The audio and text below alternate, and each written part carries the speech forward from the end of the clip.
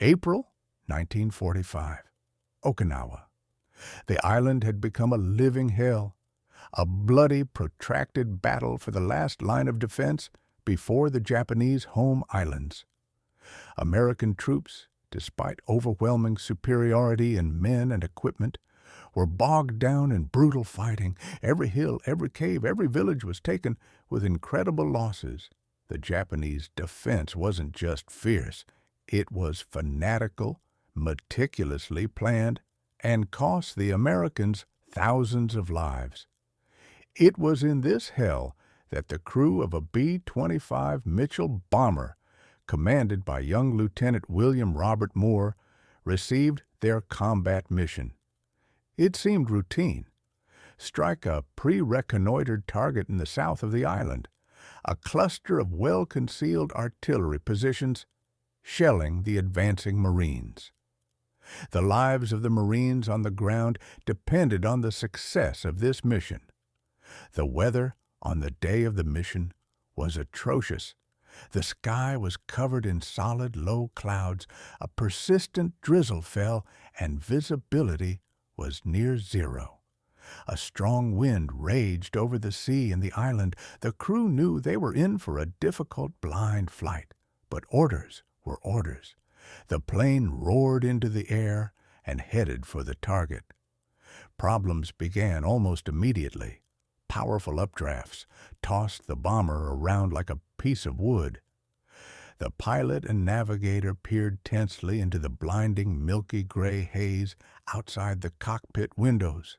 There were no landmarks, only instrument needles and calculated coordinates. Minutes ticked by. According to calculations, they should have already been over the target. But through the breaks in the clouds, there was nothing but the hazy outlines of the coastline and hills. The navigator rechecked the maps and plotted a new course. They flew blind, relying only on the accuracy of their calculations and luck. The tension grew with each passing moment. They understood that fuel was finite, and returning to base with a full bomb load without completing the mission was more than just a failure. It meant dozens, perhaps hundreds, of their own soldiers killed on the ground because of the weapons they failed to destroy. The plane was off course. A strong crosswind unaccounted for in their calculations was unknowingly blowing them several kilometers off course. The crew didn't know it.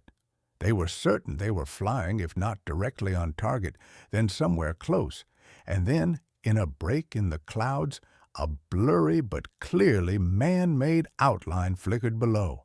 A large camp, tents, a cluster of vehicles, people. Communication with the command post was shaky. The airwaves hissed with static.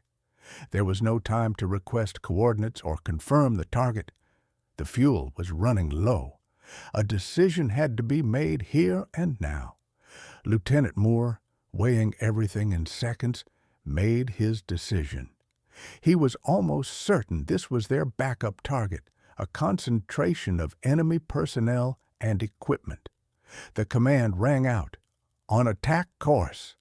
The bombardier froze at the sight. The plane, bobbing in the air currents, launched its attack.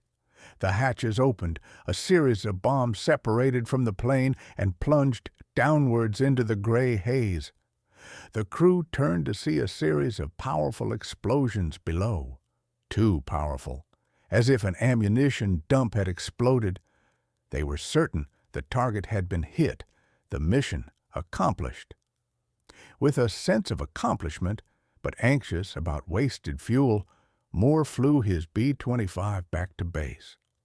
Only several days later, when ground forces occupied the area and intercept data and prisoner testimonies were analyzed by intelligence, did the stunning truth emerge.